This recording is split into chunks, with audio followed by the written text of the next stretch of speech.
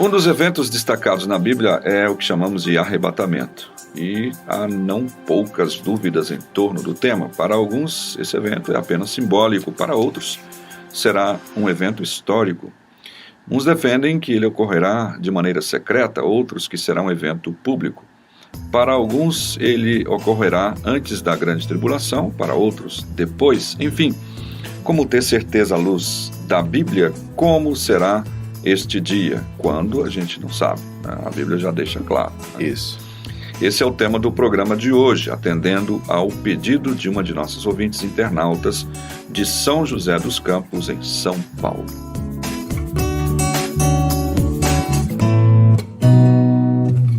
Pastor Augustus Nicodemos, a Daniela de São José dos Campos, do estado de São Paulo, ela escreve: acabei de ouvir o programa que fala sobre a volta de Jesus. Será que o pastor Augustus poderia abordar um pouco mais sobre o arrebatamento? Está aí a pergunta para o senhor, pastor. Tá certo. Sim, Daniela, com certeza, né? Nós vamos tratar desse assunto no programa de hoje.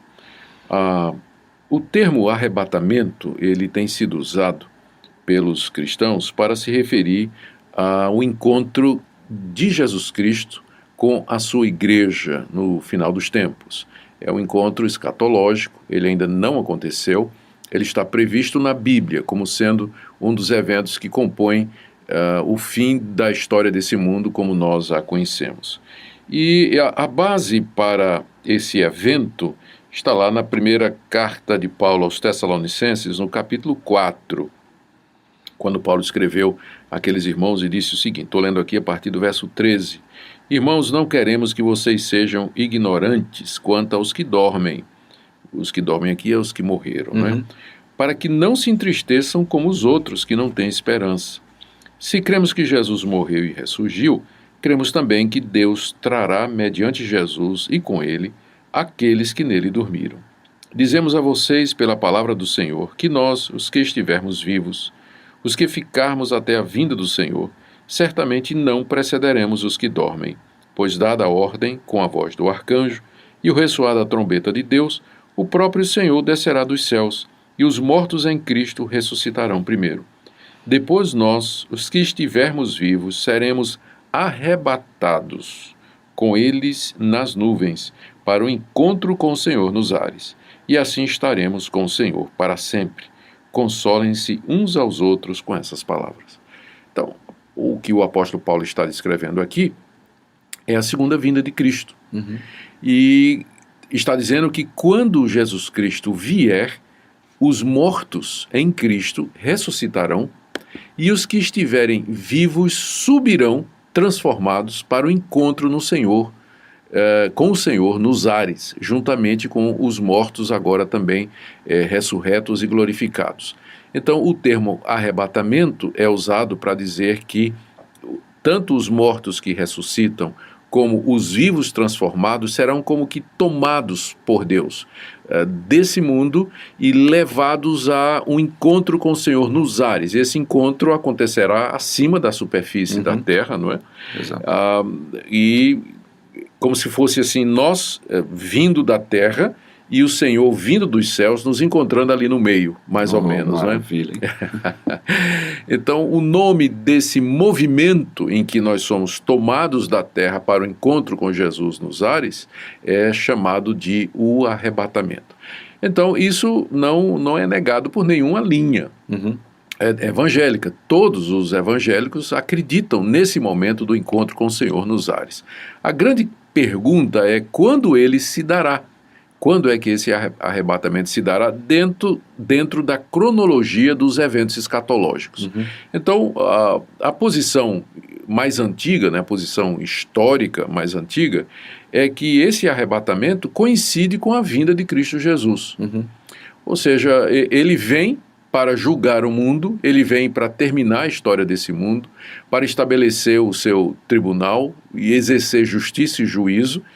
E enquanto ele está vindo, nós estamos indo nos encontrar com ele. E descemos com ele para o estabelecimento do dia do juízo, julgamento final de todas as coisas. E depois disso, começa o novo céu, nova terra, onde habita a justiça.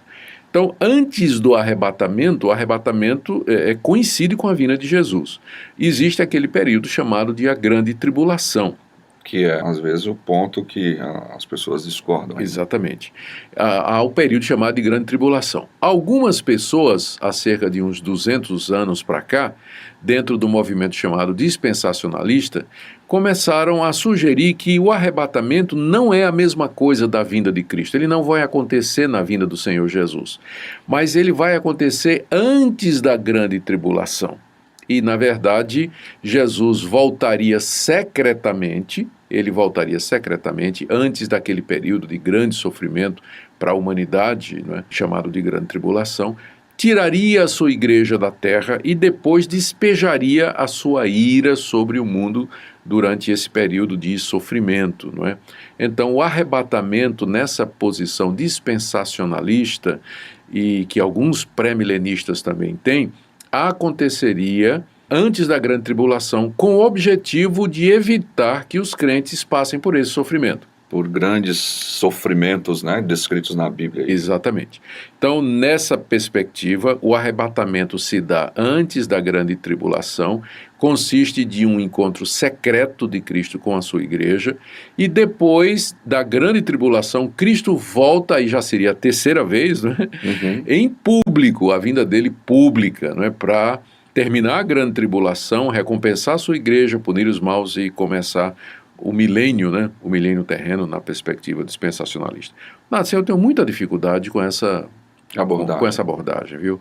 Primeiro porque quando Jesus, lá no sermão escatológico, em Marcos 13, ele definiu os eventos que haveriam de acontecer, ele não mencionou o arrebatamento. A sequência que Jesus segue é, primeiro, princípio das dores. Os discípulos perguntaram, o que é que vai acontecer? Jesus disse, vai acontecer terremoto, fome, guerra, peste, vocês não se preocupem porque isso é o princípio das dores. Apenas o início, né? Apenas o início.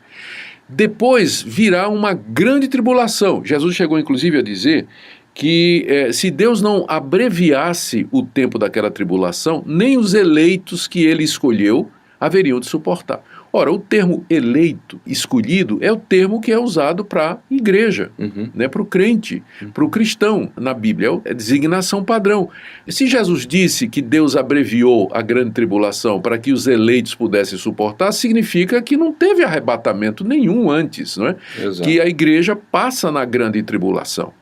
E na sequência Jesus diz, e naqueles dias de grande tribulação, então se verá no céu o sinal do Filho do Homem, vindo com poder e glória. E ele mandará os seus anjos para os 4 cantos da terra que recolherão o seu povo, os seus escolhidos. Aquilo é o arrebatamento. Então, na sequência do sermão escatológico, o arrebatamento é depois da grande tribulação, coincide com a vinda de Cristo, e a igreja passou pela grande tribulação, não é? Então, essa que é, para mim, a sequência correta. O arrebatamento é histórico, ele é público, não tem nada de secreto nisso, não é? Ficar escondido, todo olho verá. Não é? Todo olho verá. Nós nos encontraremos com o Senhor. Os que estiverem vivos terão passado por esse período de grande sofrimento, de grande tribulação, que a Bíblia não diz quanto tempo é, quanto tempo dura, mas que é um período de grande perseguição, terrível sofrimento para a igreja. Essa perseguição será comandada pelo anticristo, que se levantará, o homem da iniquidade, o filho da perdição, a própria encarnação, né, ou demonização de alguém por Satanás, que promoverá todo tipo de perseguição contra o povo de Deus, buscando a sua destruição e a sua anulação. Na sua vinda, não é, o Senhor Jesus destruirá o anticristo, livrará a sua igreja dos seus perseguidores e dará início ao novo céu e à nova terra, onde finalmente nós teremos justiça, paz e tranquilidade. Então é isso aí, Natsan. O arrebatamento, ele acontece depois da tribulação, ele consiste no nosso encontro com o Senhor Jesus, que está vindo para julgar o mundo. Portanto, é público, é histórico, é real e é a nossa esperança, a nossa expectativa. Exato. Eu sempre avalio essa questão também, olhando, parece que há um certo egoísmo, né, de alguns que pensam, não, quando a coisa apertar, a gente vai embora e o mundo que fique por aí, né? É, exatamente. Eu fico pensando, e aqueles do passado, na igreja primitiva, foram perseguidos tão duramente, jogado nas arenas. Tem tribulação. Eu fico pensando aqui, eu como avô, como pai, ver um leão arrebatar o meu filho do meu braço e comer na minha vista, assim. Sim. E por que então não houve antes dessa situação, né? Isso, né? A verdade é, como nós já dissemos em outros programas aqui, é que Deus não promete poupar o seu povo das tribulações. Nós nesse mundo estamos sujeitos a perseguições, a sofrimento, ao martírio, né, como você acabou de mencionar. Então, às vezes as pessoas falam de um arrebatamento antes da grande tribulação, exatamente porque acham que Deus tem a obrigação de sempre livrar o seu povo de passar por grandes sofrimentos. A história bíblica mostra o contrário, né? Exato. O povo de Deus foi martirizado, sofreu perseguições, ingratidões, incompreensões. É só você ler a história dos heróis da fé em Hebreus 11, né? A relação lá é muito grande. Eles moravam em cavernas, foram cerrados no meio, decapitados, perderam seus entes queridos e Deus não os poupou. E hoje ainda, muitos nas mãos por exemplo, do Estado Islâmico sendo trucidados pelo...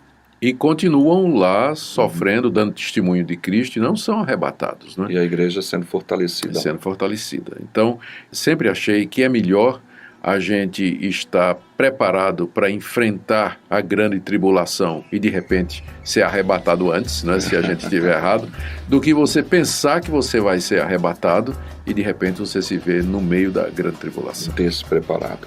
Despreparado.